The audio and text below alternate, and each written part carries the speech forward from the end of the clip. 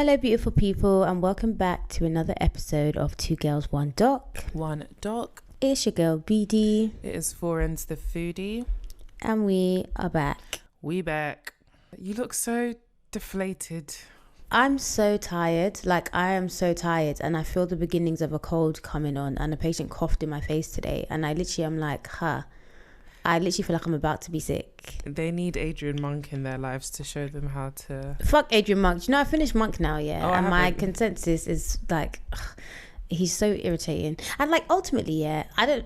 Obviously, it's not a spoiler because this has been out for decades now. But basically, at the end, yeah, you just look at it if you weren't so much like yourself, that you could have avoided all of this. This whole 8 seasons was literally for nothing. Yeah. Okay, I haven't gotten to the end, but... That's why I didn't do spoiler. Yeah, I can imagine that what you're saying... It's for nothing. Yeah. But anyway, now I'm watching Psych. And I was going to start Psych, but I was like, one neurotic... one thing at a time. At a time, yeah. So I'm watching Psych now, and that brings me joy. And part of me is like, oh, what's his name? Sean really used to take the piss out of Gus. But then also, the older I get, the more I'm like, Gus, stand up. Stand up. Stand up. For real. But no, I'm enjoying Psych. It's taking me back to the good days when I didn't have bills to pay. Oh, I'm glad. But yeah, I'm alive. I'm okay. How are you? I am doing great. After this, I'm going to go on a walk. So... okay, steps. I've been doing walkies with my husband. It's quite a fantastic bonding experience. Yeah, walks are great. We really enjoy it. So yeah, that's what we're doing after this. Cute. So why does your face look like that? No, because I was just looking at the sound thing and it looks so low. It's like every time I look away, it gets higher. Then when I look at it, but it's fine. It's better that it looks low, because if it's too high, then it gets that it's weird. It's harder for me to try and sort that out, as opposed to if it's low, I can just make it louder. Fair enough, but it's doing that sneaky thing. When I look at it, it's low. Then when I look away and look back, then it's high. But yeah, because when you're looking at it, you're further away from the mic. Okay, fair enough. Yeah, okay. So crazy things that are happening. Crazy things are happening. Speaking of which, how can you release your album on one day and then 5 days later tell me that you're coming to the UK to perform said songs? Is everything okay? Is this Thames? Yes, it's her tour, not in June. I didn't even know she had a concert. Wow, okay. She has a whole tour. Oh, I didn't know. It's the London leg is 3 seconds after the album comes out. I was just like, sis. She said, get on your revision. I feel like they know something, these celebrities, they know something that we don't know. Because why is everyone going on tour, and why do they want their money right now? I mean, to be fair, Usher asked for his money way in advance. So okay. Well, maybe he has better financial planning. But these other ones, I'm sorry, everyone's going on tour. Everyone wants money. It's dear Lord, can I live? Can I breathe? As I live and breathe. Okay, but... The crazy things that are happening. There's crazy things that are happening. So, guys, by the time this is released, for sure you would have seen the Diddy video. Also, sorry, before we get into Diddy video, I will put a timestamp of when this documentary starts in the show notes. In case you don't hear us ramble. If you just want to come here for the documentary, that's fine. I've put it in the show notes. But you should can find come them for there. The friendship too, but fine. Okay, whatever. I audibly gasped and I clenched my stomach. Obviously I'd read the court documents, seen all the videos and stuff of people dissecting it, so you have an idea, but I couldn't. It doesn't compare to seeing it. And this guy did this knowing there would be cameras in a towel in a hotel. But imagine what he does behind closed doors. Thank you. Nah. I saw that video and I was like, I really hope that Cassie doesn't see this. Because it's one thing to be in the moment and be a victim of the abuse, and there's another thing to see it happening to you. He throws her around like she's a doll. I think he literally throws her around like she is nothing. Yeah, it's. Do you know how crazed you must be to come out in a towel that could drop at any point in time?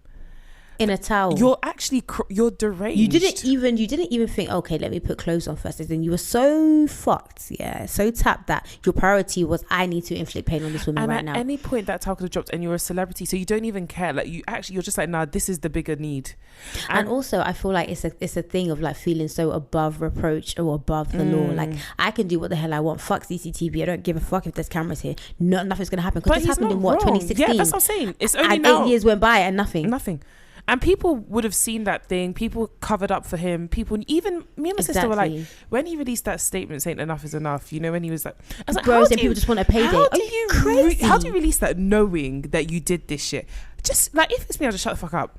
How do you release something like that knowing that you did what they said and knowing that somewhere there'll be evidence? Nothing done in the dark doesn't come to light. Is that how you say that expression? Either way, everything that's done in the dark will come to light, except for whatever happened on the elevator. I was just about to say that. That literally popped in my head. That's the CCTV that I want to see. I want to see it with audio. That we've seen the CCTV. I want the audio.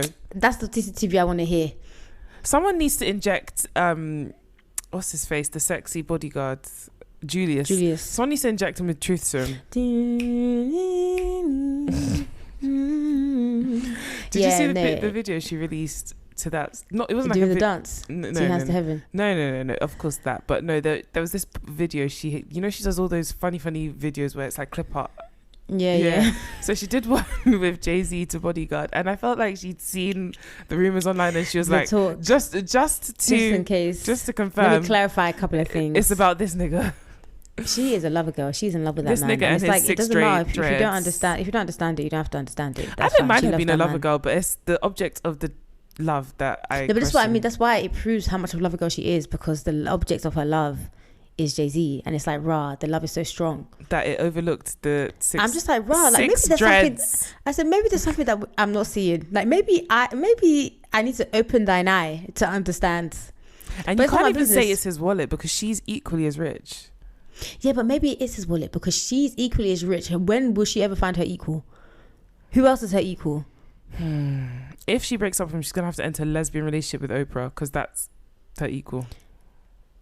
What is this thing with Oprah? Because she's the pinnacle.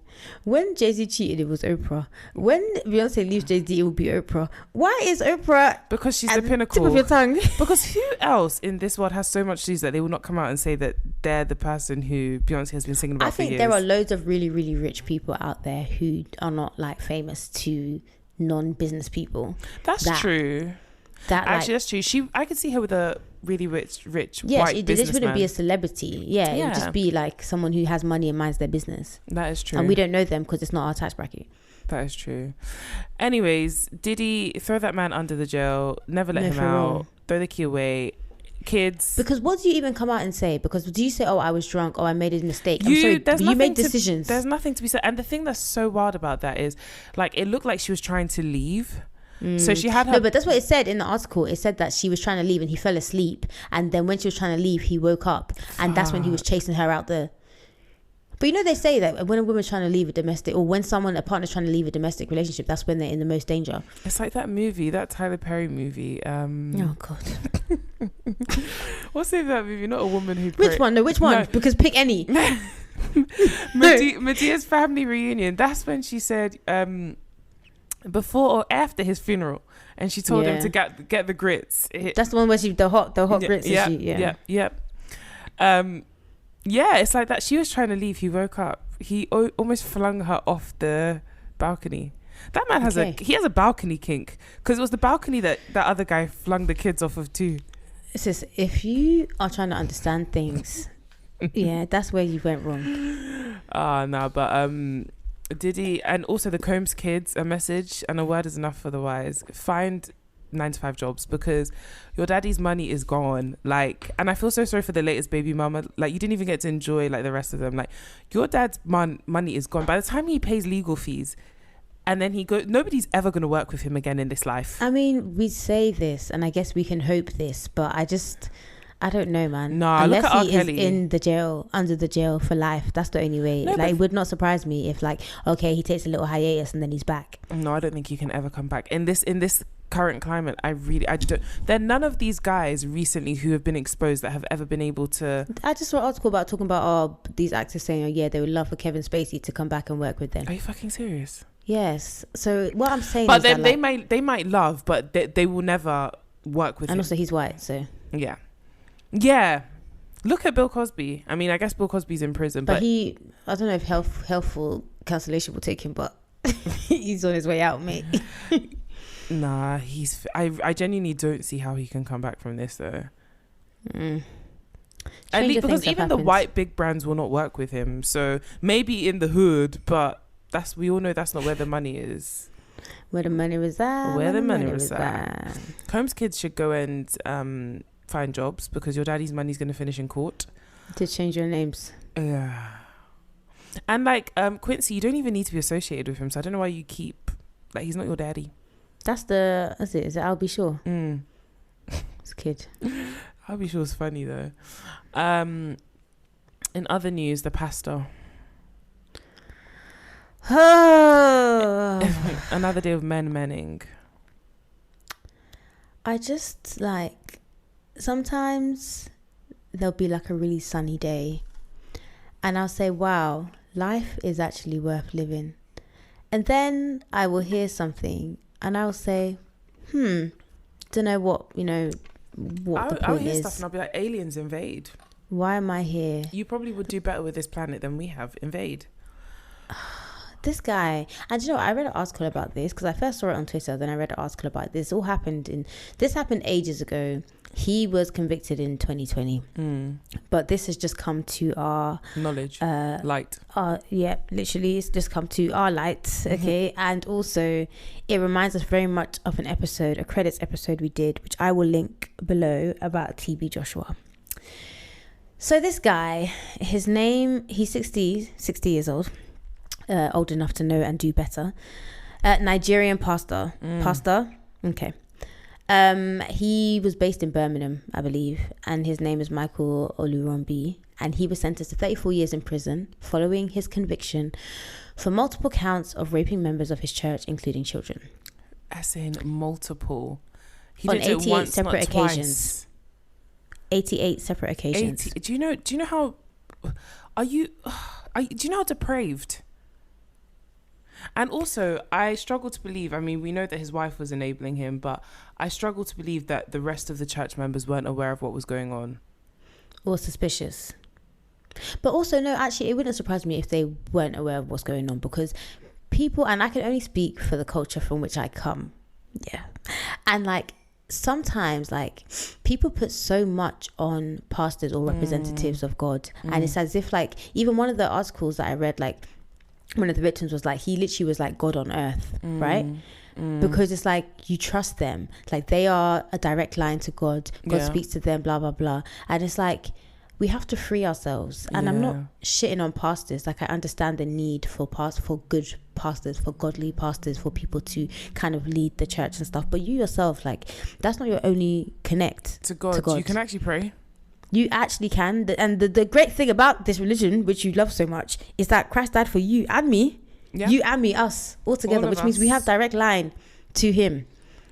So actually, you don't need to be going through, do you know what I mean? It's just, and it's a very African and that's why I said I can only speak from the culture. It's like deify your priests. Yeah, exactly. And it's like just having so much like reverence and fear for a human being. Someone who bleeds red like me. Just Come like you. on. Like, now the corruption in a lot of these churches, I mean, from Pastor Toby to, there are all sorts. The corruption is way too much. It's so insane. I can only speak as a Nigerian, but Nigerians need to stand up and free themselves from this. Yeah. If this is your God, chat to your God, bro. Like, focus on that. Like, this is not this. Like, so the raping that he was doing was so much that on multiple occasions they had to get do abortions for these children. This is literally TB. This is TB Joshua all over again. But this one is in the UK, and then they literally, when they arrested him, it was at the airport in Birmingham. He was getting ready to go to Nigeria. Do you think that man would have come back? He was not coming back. Do you think he would have come back? He was not coming back. That's how he would have been, again, started the church out there and been magnified, glorified, and then gone to die. And everyone will say, oh, he's with the Lord. There's no Lord that he's with, Lord. Bro. You're going to hell. Yeah, he wasn't coming back.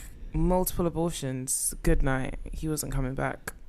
On kids. But that's why I said people must have been culpable, because who was, do you know what I mean, organising these abortions? Yeah, well, his wife, 100%. His wife was organising the abortions, and she was definitely complicit in one. She's also in jail. Good. It's just like as a woman, like, I just think, girl, what? Skin folk is not kinfolk, as they say. Women vary in all sorts. And that's why pick-me's are so scary. Yeah, it's not just They're about actually dangerous. It's not just funny about like, it's like that Pearl whatever, I've forgotten her name. Like, these people are dangerous. She's never getting picked. Yeah, she's never getting picked, but these people are dangerous. Anyways, we wish everyone from Cassie to the other victims the best, because No, for real, man. Like, I just pray for strength for them. Well, to be honest, Cassie been strong, because they had to come out, like, knowing the kind of man that you're dealing with, knowing somebody that would do that in public, and people knowing were whatever saying, he's done in private. People were trying to say she was lying. Why did she stay with him if he did? Oh my god, I hate that shit so much. Are you insane? Oh, she did this for payday. So if I said to you now, okay, cool, endure what Cassie endured, I'm going to give you however many million. Is that what you're going to at endure? the end of it? Are you gonna say yeah? I can't remember what I was watching with my husband. What were we watching recently? Oh, it's that documentary. I don't know if we'll ever cover it. Maybe not. But it's American Nightmare on Netflix. Oh, I saw that. Yeah, and it's basically, spoiler alert, some girl gets kidnapped. The police don't believe her, and they basically almost defame her. And she ends up suing, and it's like 2.1 million that she wins from the court, and Which is nothing. And basically, like, my husband was like, is this like, this money's not worth what she went through? Like, you can't Exactly. And that is the truth, that you cannot tell me that for like I should go through what Cassie went through for that money. Be so for real. Be for real. I get that documentary confused with the Sherri Papini ones. I remember when I first started watching it, I was like, oh yeah, obviously she's lying, they're gonna expose yes it. And then I was like, oh shit, it happens. Even my husband was like, yeah, I've heard this story before. Didn't she like go and hide away with her boyfriend? And I was like, that was Sherri Papini. Yeah, that was a different one. Yeah. But yeah, remember Sherri, because I mentioned her later. Yeah. So yeah, we'll get into the documentary.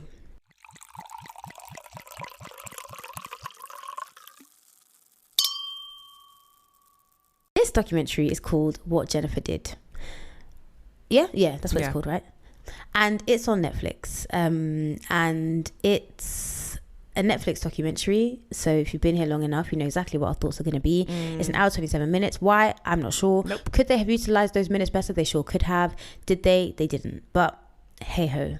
Okay. Is this the first you'd heard of this story? Yeah, I think so. Okay, I've listened to like 2 podcasts on it. I think I hadn't heard of the story, and I watched it, but I was like, anyway, I say this all here. So this documentary opens up with footage from an interview which happened on the night of this whole event. I was going to say event, shooting, murder. We hear the 911 call that led to this interview. Also, we hear it like multiple times throughout the documentary. Essentially, this documentary is about a girl whose parents are shot in a home invasion, and also the search for the perpetrators, right? And this happened in Markham in Canada. It's a really safe neighborhood, so everyone is kind of like, this is especially weird. And when I first watched this, because I watched this just to watch it, and then I watched it again for this. So when I first watched it, I didn't clock, like I was kind of zoning out. I didn't clock that it was in Canada. And then when I watched it properly, I heard the police officer say house and boat, and I said, but of course. Yeah. I was like, it's either you're Tina Braxton, or yes, this is literally, or Trina. You're either Trina, or you're Trina, or this is Canada. Or you're in Canada. I don't know why she talks like that. I don't know either. Very strange, but I love her for it. So we meet Bill, who is our first talking head, and he was the lead investigator on this case. And you can tell that he kind of loves it. Like, he's really happy that he is here telling us about what happened. Like, Can I just say, and again, when I was watching the Americans thing, I said to my husband as well, I find it fucking strange in these documentaries when the person who is a talking head who is narrating their experience of something is also in the reconstruction. Like, don't you... I don't even clock. Do you not have shame? I never ever clock this stuff. Something about it. You said it's about another documentary. Yeah, before. I really feel like, do you not have shame? Because it's like, are you a paid actor, or are you like what is your... His talent, actually. Because you literally see some reconstructions of he might be like, oh, and we had a meeting, so you'll see him walking in to have like... No, but then okay, I think there's a difference between reconstructions and like the producers being like, or the directors being like, okay, we're going to do this scene, because there's scenes where it's like, okay, walk to your car or like whatever, just to show that you were part of it, but not recreation as in like, oh, we did a recreation of the crime. No, but and even then that, you I find it weird. In. Why do you have to show me sitting down at my desk pretending we're having this specific conversation? Because they have to fill an hour and 27 minutes of our time. And this is why I get the ick from Netflix, because it's like, you don't need to show all of that. Like, tell us, show us some shit that actually happened. Like, you know the videos they have when you're interrogating people, or show us that. I don't need to see. They did show us that, to be honest. I know, but what I'm saying is I don't need to see that other, because I'm thinking you're a waste man. You're a police officer solving detective cases, right? Or whatever your job is, right? And then you took your time out of that to walk to your car and back, because they're going to ask you to film it multiple times. Yeah, I don't need to see that. No, but I do feel like a lot of like professionals, especially like police people, because I guess in true crime these are the people that they come to as experts. They relish, they love it. Like, how many episodes of like Psych or those kind of shows where it's like, oh hey, come and be a police consultant, and they fucking love it. It's they like, they lap it have up. some of that. So this is just an extension of that. Yeah, they do. Especially it's in America. Still icky though, I agree. It's especially in America, because I feel like all of these things are sensationalized and stuff like that. There's opportunities that can come from. Like, how many of these talking heads have we seen in multiple documentaries? It's like, this should be your career. Yeah, that's true. True that. So Bill, he tells us that the victims of this crime were Bich and Hann Pan. Han is the dad. He was shot in the eye, but he is alive, and he's put into a medically induced coma. I will survive. And honestly, I'm so glad that he did. Bich, his wife, and Jennifer's mom dies at the scene. Okay, so at this point, everyone kind of thinks that Han's gonna die. So Jennifer is considered the only like surviving witness. Okay. Yeah. So this leads us back to the footage at the beginning of Jennifer's interview. According to Jen, she's home chilling. Her mum gets back from line dancing, and she hears her mum calling for her dad. And there's a gunman who threatens her, asking for money. This is important, they tie Jennifer up to the top of the banister, and she's really scared because these guys have guns. They take her parents away from her, and she hears 2 pops. Her mum screams, more pops, and she's like sobbing while telling the story in the interview. And also on the 911 call, she's like hysterical, like, oh no, which is what you expect. Like, why would they have left you alive? So we meet Deborah, who is a detective and victim liaison officer. Now, I didn't really know that they had these. I mean, I guess it makes sense that they had these, but she really seems to care about this part of her job. She did. And she really is trying to make sure that Jennifer's okay after like this traumatic event. Like, she's really doing her job here. Okay, pin in that. So what would life be without a little bit of racism? Okay, now the way that this documentary tells this story is that is supposed to unfold to us, the viewer. So it's not like, oh, we know who did it and we're trying to figure out how they got there. No, we're supposed to be shocked and appalled by what is revealed by the end of the documentary. Okay, that's how it goes. So as fellow documentary lovers, avid watchers, you people here, our people, our family, I feel like the title alone, you already know what is coming here. You know what Jennifer did. We know what Jennifer did, and that's why when Jennifer says what she says next, I was like, this fucking bitch. Yep. And I hate that people keep doing this, because it's happened in so many documentaries that we've covered. So the investigators, they say, hey Jen, hey girl, sorry this happened to you. Can you describe the men who tied you up? Yes, he was black with dreadlocks. Okay, and number 2 guy? He had a hoodie, but I could tell that he was darker than the first guy. So he's a male black as well? But thinner build. But thinner build. And then another one with Jamaican accent. Okay. It was a nigga. Literally. First guy's black, dreadlocks, just in case. Dreads. Like second guy, second guy, he's blacker than the first black guy. Yeah, he's darker. Yeah, and this one, Jamaica. This one's got a Jamaican accent as well. Jamaica. So, just in case you were confused, I said, "Girl, bye." Bye. Girl, bye. Might as well have called them niggas. Might as well have said it was a couple of niggas and then a darker nigga. Hard eater. Like, so none of this makes any sense because no one rings the bell, no one kicks a door in. Like, that. How did they get in? No forced entry, nothing. Yeah, and her parents have no enemies. They're not particularly rich. Okay, yeah, they have a Lexus and a Mercedes, but who doesn't? Yeah, literally, who doesn't? Like, who doesn't? No, for real. Like, they don't keep large amounts of cash. Like, they just seem like a normal middle class family, decent house, paid off car. Like, they're doing well for themselves, of course, but like, they're not living in luxury. Exactly. So it doesn't make sense. So the police really seem to do their job. Yeah, I do my job. They canvass the streets, they talk to people, and I think that it kind of rattled everyone because of how weird it was that it happened in that neighborhood. And people are like, loads of people are saying how nice they were, and naturally people are scared for themselves now because it's like, oh my god, this random thing happened. Like, what if it happens to me? Because we're all so obsessed with ourselves. So the police learn about this drug dealer called Danny Wong, who is Jennifer's ex. Jennifer never mentions him, even when they say, is there any connection? Do you think that someone could have targeted your parents? Do you think blah, blah, blah? Never mentions him.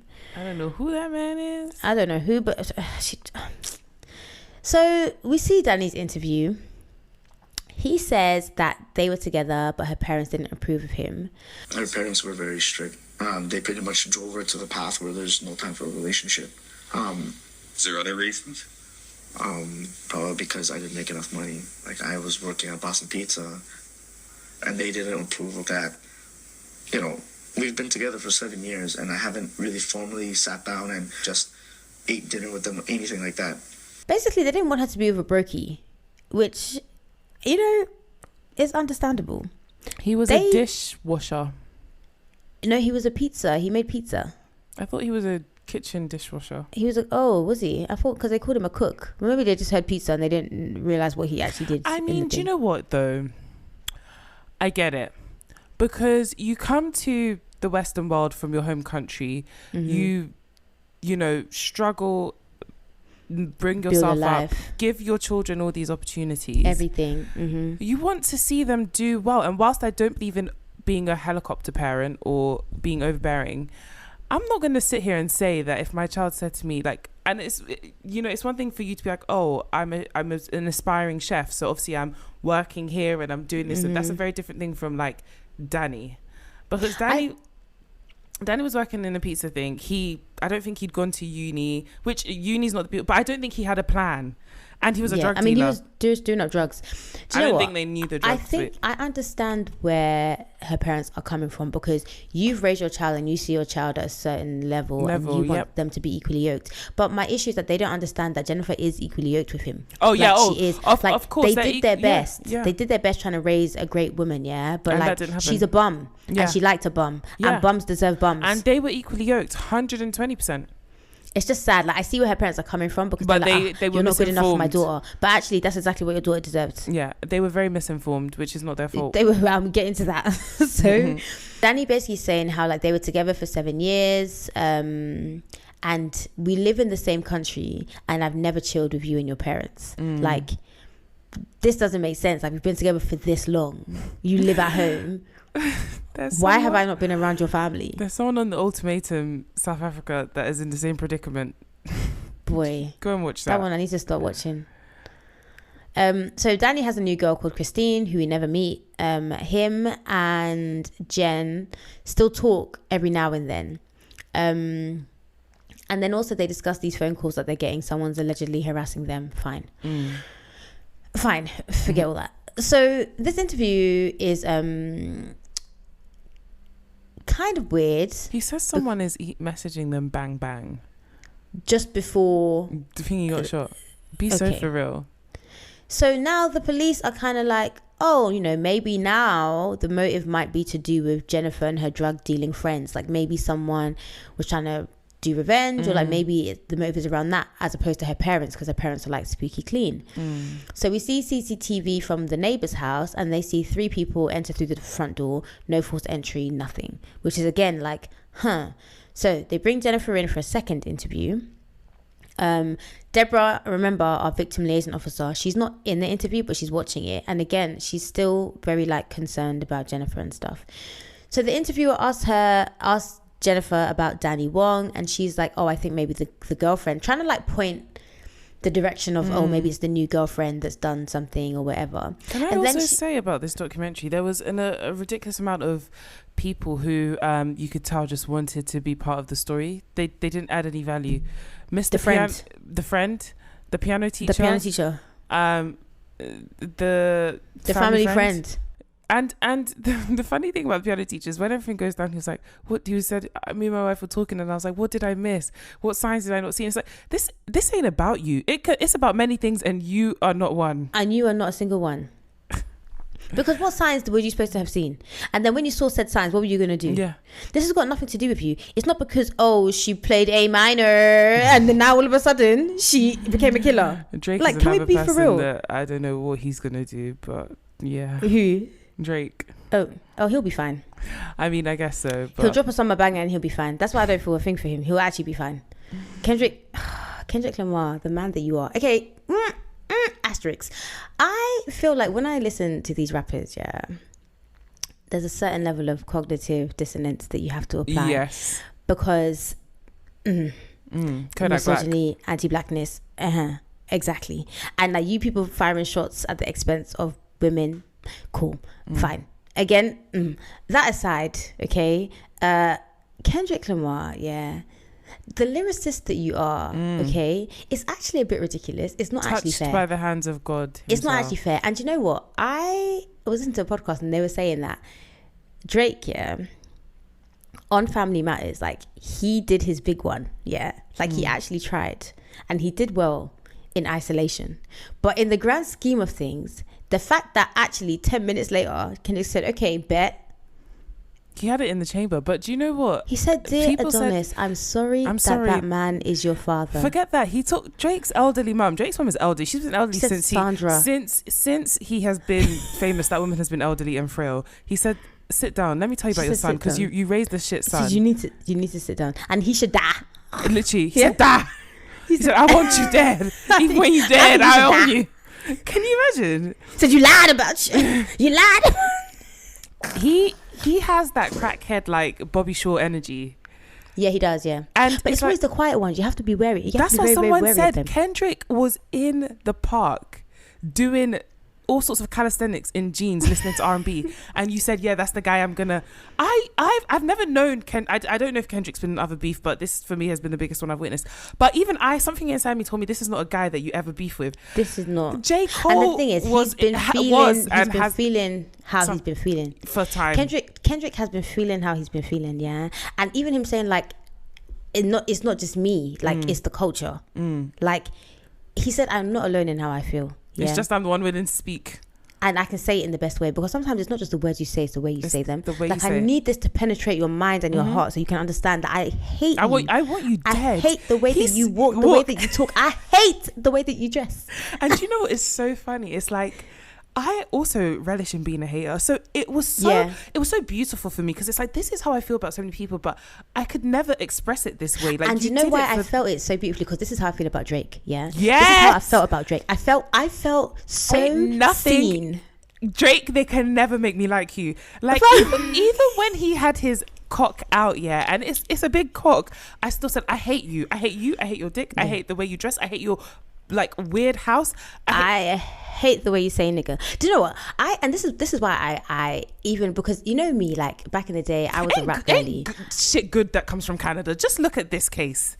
Jennifer and Drake, like. What about Biebs? Who?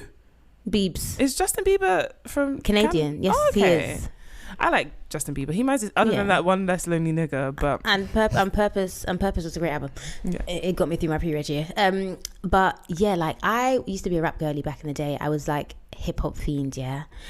And I feel like these songs, Kendrick's ones, they really just brought it. Like I was like, wow, like this guy is a lyricist. This guy is a scholar. This guy. I feel like I know how people felt when Tupac dropped Hit 'Em Up.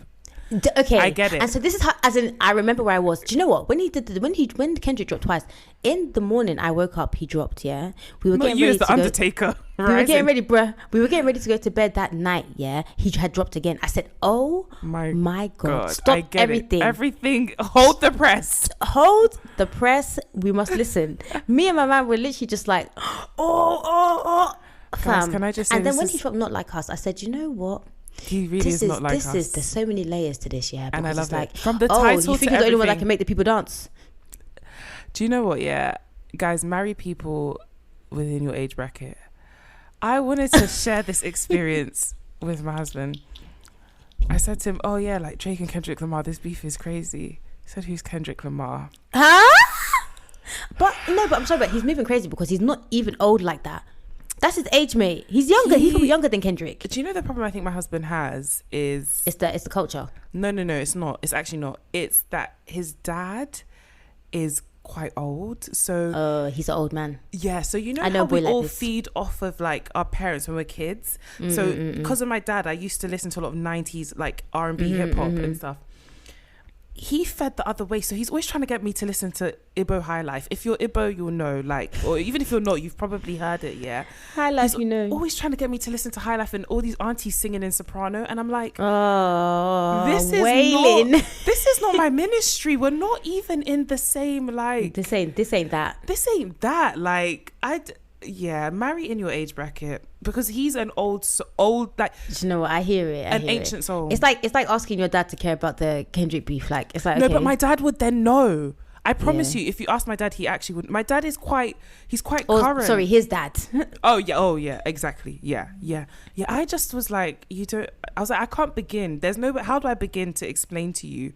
Now, where do we go? How do I start from like that and then get you to listen to bypass Future's bit and listen to Kendrick's and then be breaking it down and say, okay, this isn't where it started, but this is like the most recent and then start. having to explain to you how somehow J. Cole's a prophet because he knew to J. bow Cole out. had- J. How Cole J. said, Cole's the for chosen you one. people, this is entertainment. I know these niggas. I live this Bruh, this these life, is my and friends. I know to apologize. Like, yeah. I remember I was chatting to Annette about it because Annette was taking long to like catch up, and then she caught up, and she Look messaged at that me and babe, was man. like, She's not even she was like, oh my god, and she's like, yeah, but like, I just feel like it is weird how like no, she said, I think Drake kind of gagged him a bit when he said, I said, Drake didn't gag anyone about he anything. didn't gag anyone. She was like, when she said that, like, oh, you hate that he says he hates that he says nigger, but his girl is mixed race. I said, stop right there. Yeah, this is why I know you don't understand. And Drake also doesn't understand the fundamentals, fundamentals, because they are fun and they are mental, because Kendrick is mental of Kendrick's problem. What Kendrick is you don't trying to say. understand. It's not you that you're failed the mixed exam. race. It's that you are so far removed from the culture, because somebody literally did a TikTok and was like, Kendrick's girlfriend may be mixed race, but she is like American. She was like, not even just American, she's black. Like how her brother was in prison with him and used to say like, yeah, like she used to put money on his card. Kendrick will come and be talking to him like, you know, trying to get him out of the streets. And like she's from the hood. Like she's about that life. She's from the about culture. It's who life. she is. She just it's happens. who she is. You don't she have to just happens to be pretend. biracial, but she is. Drake is cosplaying something that and do you know what? It's so funny because sometimes I oftentimes forget that he's actually cosplaying. Yeah. Like you're pretending. You're not. Why are you trying? You're not African. But then he holds on to the whole like, oh, my dad is from Memphis. Your dad didn't raise you. You were and raised this is in why suburbs. This is why Kendrick said you need to ask for more paper. Okay, because you have been rinsed, you have been used, yeah. And I just feel like this is the fundamentals. It's like babe, just be who you are. He even said, listen, if you keep making us dance and stuff, won't be no threats, won't be no issues. Do you remember? You turned weird. You're weird now. What the fuck? Released that song, like his first mix. It can I save you? Like make music like that. You don't. And you know what? And this is why, I'm so sorry, guys. This wasn't meant to go here. Maybe a timestamp will follow, But it's just kind of like, okay. You have isolated your core audience, because you've become a weirdo. And like your core audience, because I remember the first time I heard Drake, I was on the fucking 142 the 340 on the way to secondary school, to high school. I am now a grown-ass woman. I'm in my 30s. And you hate him. And I hate him. And it's like, how Same can with my we sister. have grown? My sister was and you OVO, EXO, everything. She fucking hates him. I also equally really like Drake. I can't stand his guts. I hate everything about him. I hate his stupid braids. The way that he walks. I hate the way that you dress. I hate every fucking like, no, for real though, what is it, the the braids? Like, is it the braids? Is it the braids? Because what the fuck? I hate the fact that he tries to put a do-rag on Adonis's like 1C hair. Like it's even a C, not a C. That's 1A, motherfucker. 1A, silky, straight. He has an unnatural allegiance to being a loser. To him himself the loser. I'm just like, sir, like, why did you have to become this way? And this is what I'm saying. Like, again, I feel like Drake even thinking that like he's Kendrick's mate. It goes to the same Diddy thing. Like, you have so much fame and so much power, maybe you're surrounded by yes men all the time. I don't know people like that backer guy, weird case, why is he around? I don't know. But it's just kind of like, would you really believe that you are equally you yoked? And Kendrick's pen is the same? Kendrick buried him 12 feet under. But he'll be fine, ultimately. No, he'll be fine. He will be fine. He'll be okay. And then Metro Boomin as well. Like, Metro Boomin, in the history of disses, he literally was like, everybody diss Drake. Baby, he said this is a free for all. Now you're all in it. Can you imagine releasing a beat? How many genres I've heard, and they are all great. They all bang. Like, we haven't been this united in a long time. This has been an exceptional year for social media. What was the first thing that happened that was crazy? It was a Cat Williams interview. Oh yeah, the Cat Williams interview. Then it was Kate. Then this. It has been an exceptional year for social media. Honestly, I for one have thoroughly enjoyed it. And before some of you ask, no, I don't have a burner, but I see all. Don't worry about how I see it. I feel like these, like Euphoria, Meet the Graham, Not Like Us is going to come on in 35 years time, and we are going to go insane. My colleague is this like Irish girl, absolutely love her, yeah. And she was like, oh my gosh, like, can you catch me up on this Kendrick beef, because I just saw it over the weekend but I didn't have time to listen. She's like, I just saw, because I work in middle-aged, like a very middle-aged company. Do you know what? Some of them, I love them. Like, there's somewhere that I work here, and they're all like middle-aged white women, yeah, and they are a key. Like, they are the vibe. Like, whenever I go there, I'm just like, you lots are actually insane. Yeah. Okay, you lots are actually insane. I love that for you. Yeah, so it's a great time. She was like to me, can you catch me up? Like, I don't know where to start. She's like, I saw this stuff, but I don't know where to start. So I was like, okay, first of all, it's a playlist. And then this, and then so she was literally sat next to me listening, and like I would just see her with her mouth open and her eyes wide. That's a Kendrick and then she song. took her headphones off here after I think it was Meet the Grahams, and she was like, I feel rude for listening to this. I said, yeah, it's honestly too personal. I was like, I honestly felt like shy after I shouldn't be like I was like, I shouldn't be listening to, like, it feels like when you know when you go to your friend's house and they start having family domestics and you're like, I shouldn't be here. But so this is the thing, this is the difference, yeah, and people have said this online, I agree. Drake was trying to do up haha for the crowd, yeah, like Kendrick was like, hey nigga, no, I really don't like I'm talking to you. Yeah. Forget everyone else. He's like, the call is inside the house. This is for you.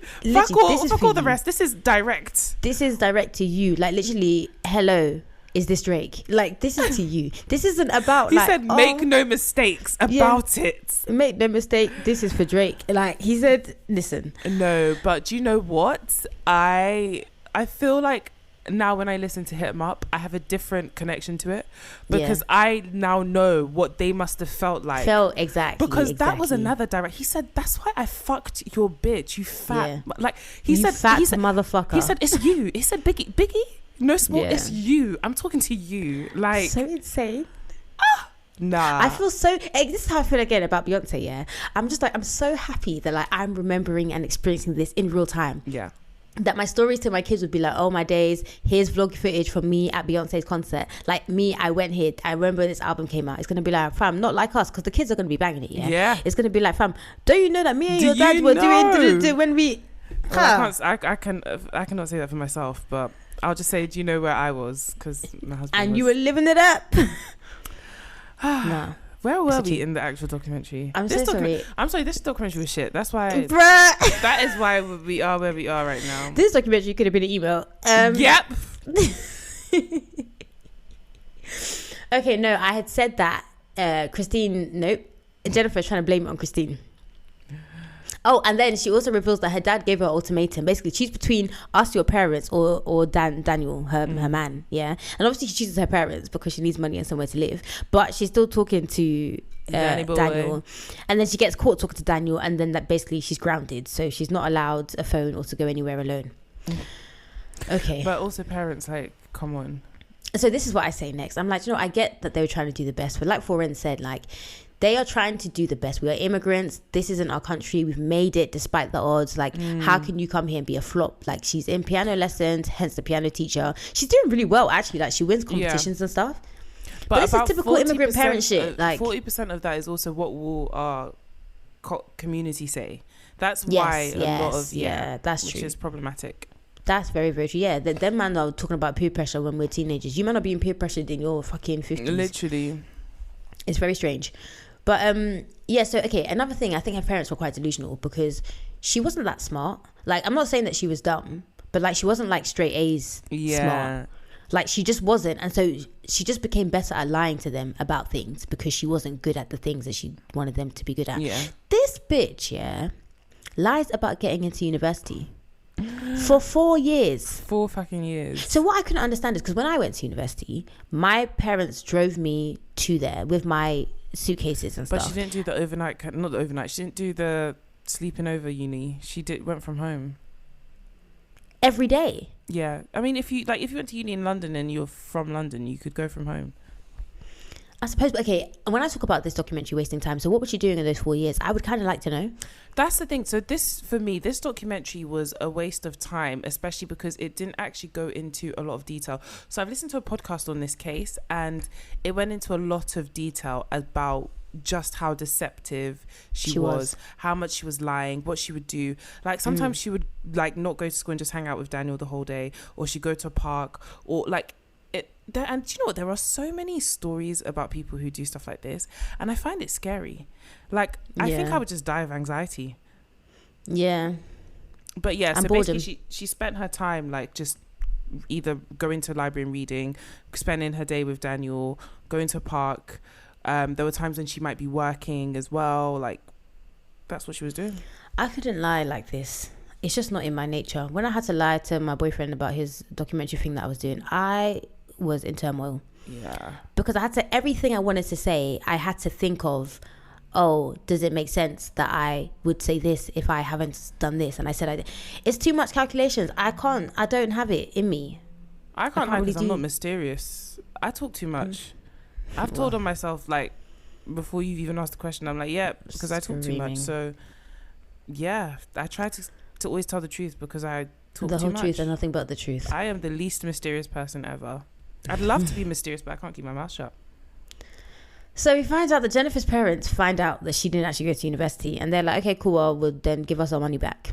Okay. And so again, the police are like, okay, you know, a couple of questions. Especially regarding the actual incident, not even just about, okay, you lied to your parents for 4 years, yeah.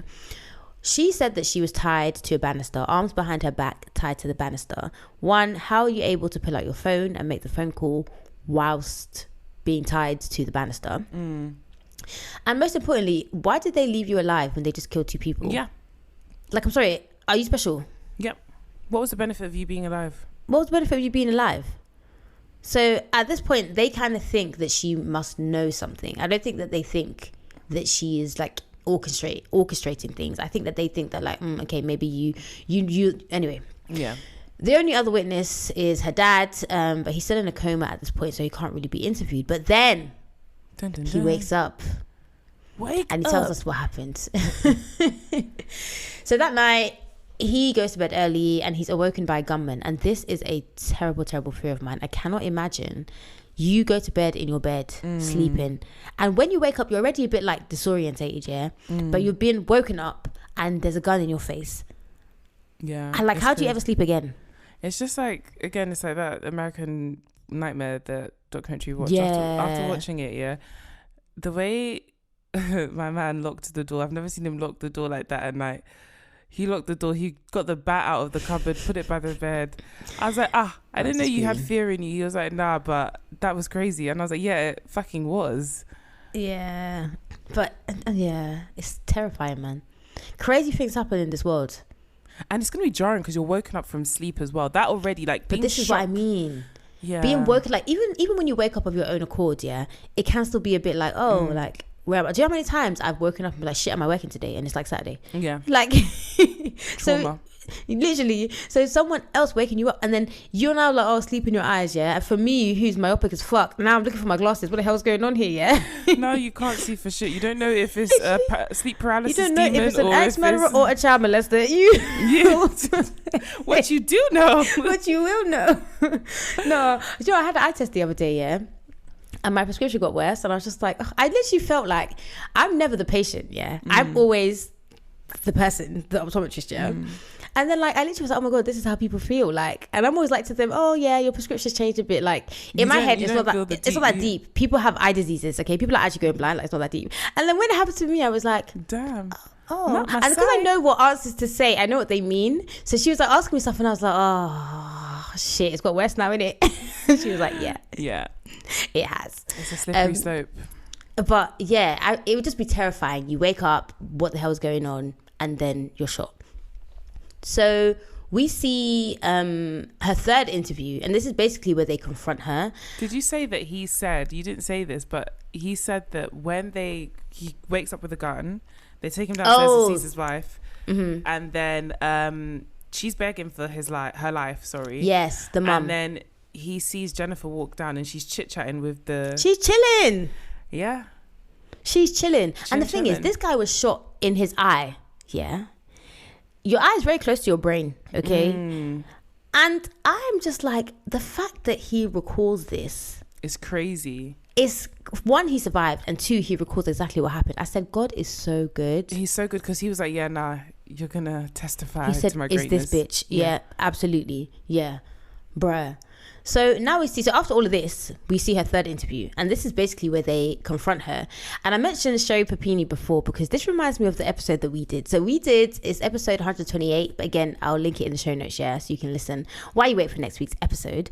But there's this bit in that episode where, and not to spoil it, but someone is being interrogated, okay? And the police already know that they're lying, and they have proof that they're lying. But the way it unfolds in this documentary, it's just like, chef's kiss. Yeah, that episode was really good. But yeah, I'll link it so you can re-listen. But in this interview with Jennifer, I think this is the final one. This interview isn't with a police detective person. It's with this guy whose specialty is lie detection. And his name is also Bill Gates, but it's not spelled Gates. It's spelled Gates a different way. And I was like, hope okay. He doesn't have the stained blue dress.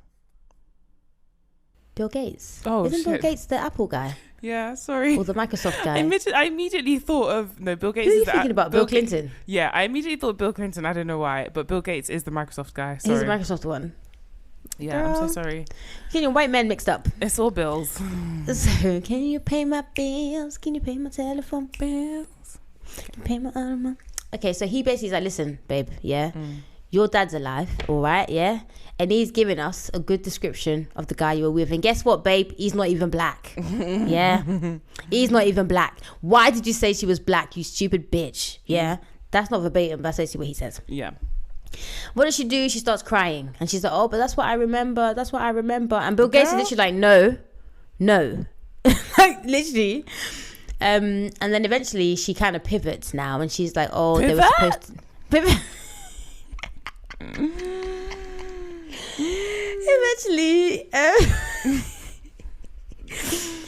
Eventually, she was like, oh no, they were supposed to kill her because she didn't want to live anymore. She doesn't know why they killed her parents. God. I said, bitch, like, it's okay, like, you're cool. Free us from this lie, like, free us. You are cool, like, red-handed. This is the end, okay? The gig is up. The jig is up. It's up, okay? Long story short, and again, it really is long story short because this is an hour 27 minutes. They find out that she was looking for someone to kill her parents. And so they get a warrant to look through her phone, and they find that she's messaging Danny, who introduces her to the people who commit the crime.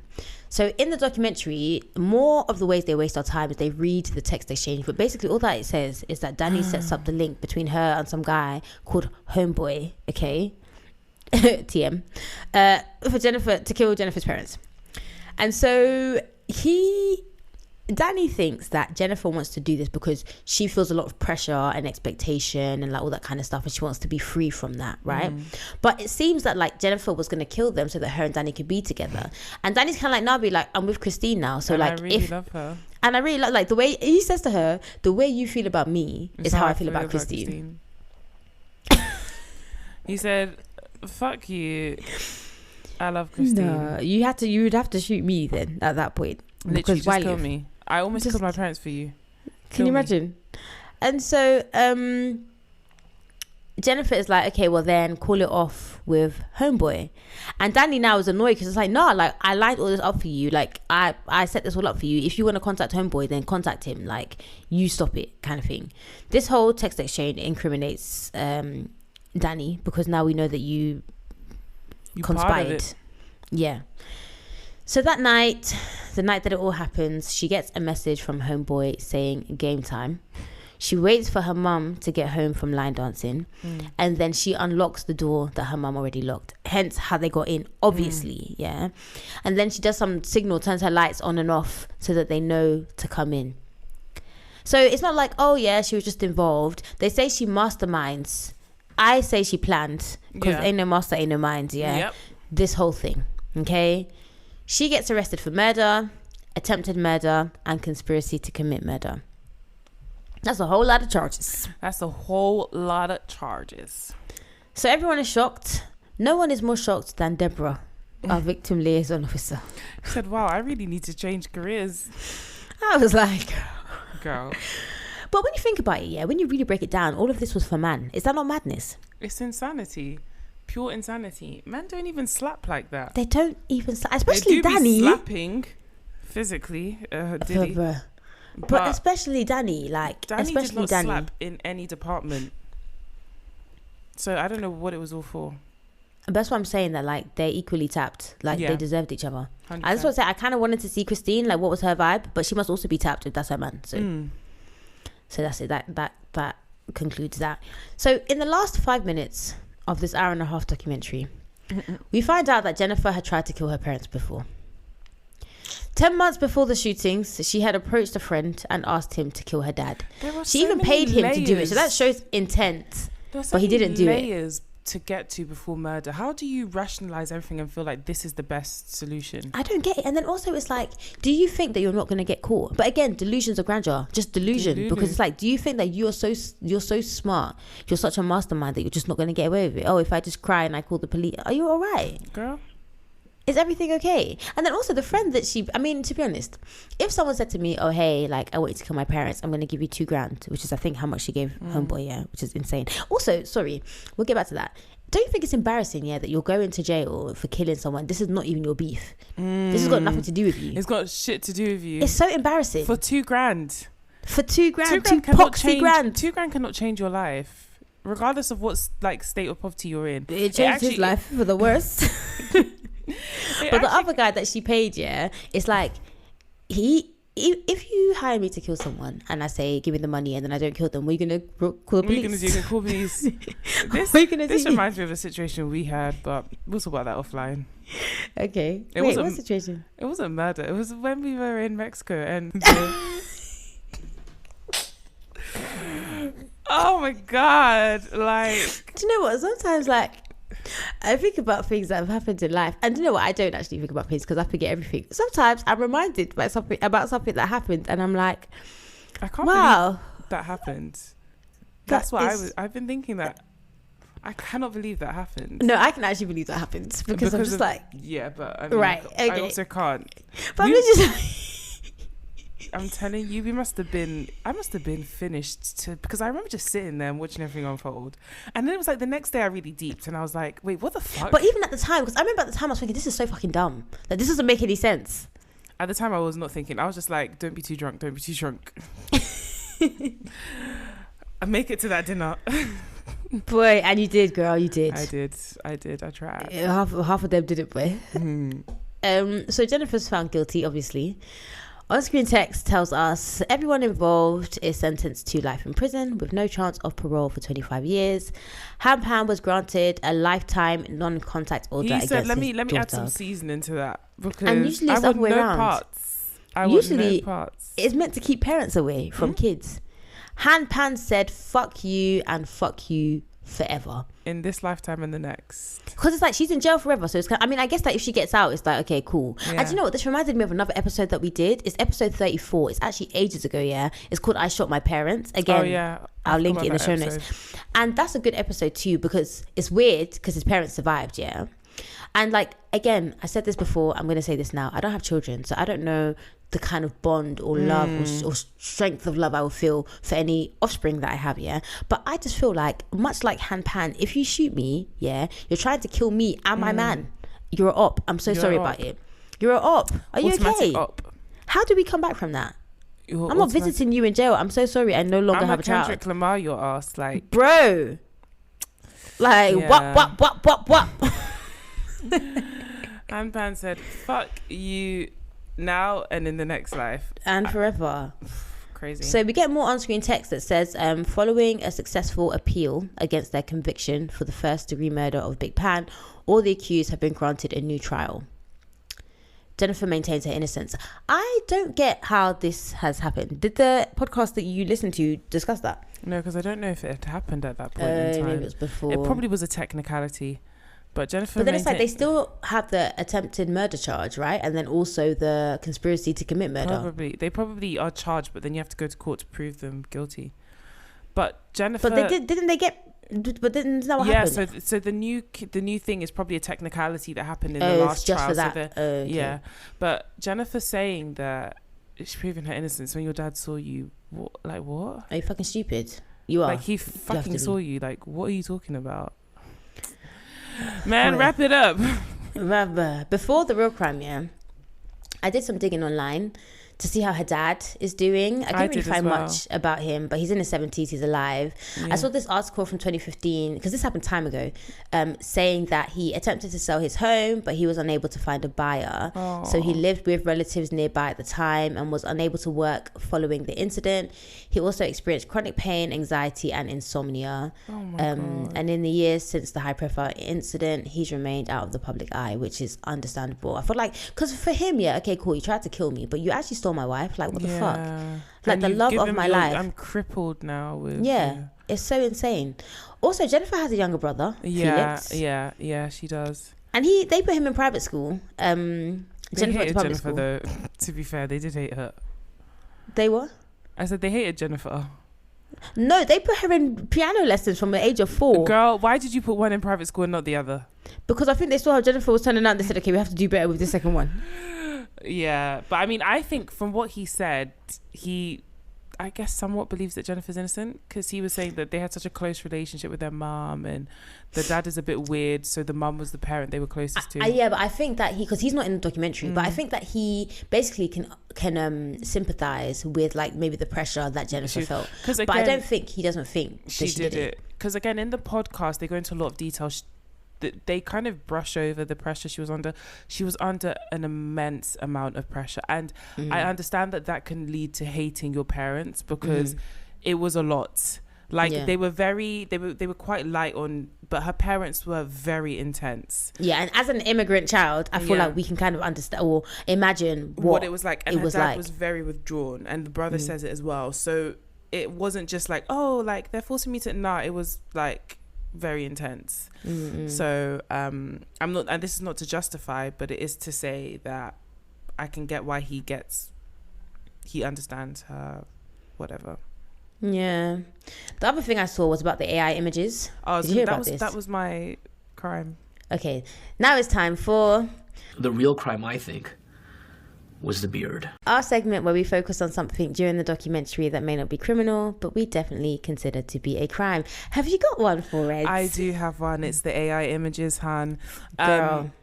So apparently a lot of the images of Jennifer, or in fact all of the images of Jennifer, like looking happy or doing things that I guess she wasn't meant to do, like whatever, they were AI generated. And again, did you see the zoom in with the hands? Yep. I said, what the hell? And again, it leads me back to, we don't need to do all of this in a documentary. We can get, especially a documentary. We understand this is meant to be truthful. So we understand the message you're trying to convey. We don't need you to fake these fabricate images. Shit. Yeah. And again, it's particularly it's particularly weird in a documentary because this is truth. This is fact. And I understand that, like, with documentaries there is an element of storytelling. I hear that. But like, you're telling a story that happened. It's the truth. You don't have to bring AI vibes to tell that story. You can just tell the truth. The truth, yeah. What was yours? So there's a bit where they talk about how Jennifer worked all summer to raise a couple of grand, right? And she spent all of it on a paintball gun for Danny Wong. So you may think that is my issue. That is part of my issue, but it's not just that. Yeah, like, treat your man, shoot whatever. My issue is that, like, she said that she couldn't think of anything better to spend it on than him. And I'm just like, sis, not even yourself. Stand up. Thousands of dollars. You couldn't think of a way to spend that on yourself. The only thing you could think to spend it on was a paintball gun for a man who no longer wants to be with you. Is now with Christine and loves Christine as much as you love him, but doesn't love you. Stand the fuck up. ¿Qué? Stand the fuck up. ¿Qué pasa? No, I don't get it. Like, I don't understand. Like that. Yeah. I was infuriated. I said, girl, you need to stand up. This was always going to be your destiny. Yeah, you were destined for nothing else. For nothing Now else. they say people are destined for greatness. You were destined for nothing positive. For nothing. It's so sad because like, I mean, and again, I'm glad that you said how much like emphasize the pressure that she was under, because I do think that that's important, and I think that it's difficult for people to understand that if they haven't been in that situation. But I feel like she would be better off just saying like, this is how horrible it was and I snapped and I needed a way out and I couldn't see a way out, than all this pretending, because then it makes you look like a psychopath. You're tapped. Yeah. You're tapped. But she is, so that's that. But yeah, boy. So next, we did say we were going to give you 2 documentaries because we gave you 2 credits, yeah. And the documentary we were going to give you was the Ashley Madison one that just came out on Netflix because it's giving juicy, yeah. But it's 3 episodes, and so we're going to do it as a credits. I am going to play the trailer at the end of this so that you guys can get a feel of the vibe of the documentary. But we are going to do it as a credits because that way we can kind of discuss it in more depth. We don't have to sit down and make notes about 3-hour-long episodes because we have jobs. You know what I mean? We have lives. So yeah, it's going to be the Ashley Madison one. I watched a documentary about the Ashley Madison thing on Disney Plus time ago. I think I either listened to a podcast or I saw news articles at the time.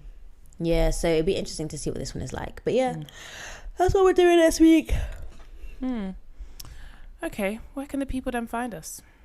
On Instagram, Twitter, Facebook, 2girls1doc. On TikTok, it's 2girls1doc podcast. And you can also email us, 2girls1doc@gmail.com. You can send us requests. Some people have sent us stuff to do, actually, especially on TikTok. We are getting around to the things. So we shall. And guys, tell a friend to tell a friend to tell a friend. Oh yeah, share. Share, please, with everyone. And email different podcasts to shout us out. Maybe if you spam them. Do you know when people are like, oh hey, like what podcast you listen to, like recommend, then just tell them. And sometimes podcasts, you should share it with the world. Yeah, like we need new podcasts to listen to. Tell them. Yeah, I need some new podcasts to listen to actually. So tell me also. yeah. What are you guys listening to? Because I've there's one I used to listen to, but I've given up now. I said no more. Which one's that? I'll tell you offline. Okay. I'll tell you offline. Okay, guys. All right. Bye. I loved being a dad. I loved my wife. It was a beautiful marriage, but it was also just like monotonous. I remember seeing an advertisement, life is short, have an affair. I was like, that sounds intriguing. Ashley Madison was ahead of his time. The vision was to be the largest and only website for married people who wanted to have an affair. When I would go to trade shows, it would say, who's your biggest competitor? And I'd say the Bible. I thought it was a great idea. Go on a site and you're able to tell this stranger your deepest, darkest desires. I signed up with all my real information, which obviously was a stupid decision. At that time, cybersecurity was just starting to enter the public consciousness. Security came up quite frequently. We talked about it. We were worried about it. Ashley Madison was a cash cow. And then all of a sudden, we got hacked. It was chaos. This hack is one of the largest data breaches in the world. If that information got out, this would ruin a lot of people's lives. Everyone was looking for dirt, looking for names that they recognized. And then name after name started coming out. You had celebrities being disgraced. It was an absolute witch hunt. I had no idea what was coming. It was all over the media, like, what is going on? Just such a selfish decision. I felt so humiliated. I wanted to get into bed, pull the sheets over my head, and put on the Golden Girls. This could be the biggest hack of all time. Everyone was wondering who was behind it. The theories were all over the place. Maybe it was a competitor. Cheating husband. A disgruntled employee. It's a giant whodunit. This went way, way too far. We all have a list that we're on that is our secret. Accusing people, trying to publicly shame them. Started to realize a lot more is going to come out.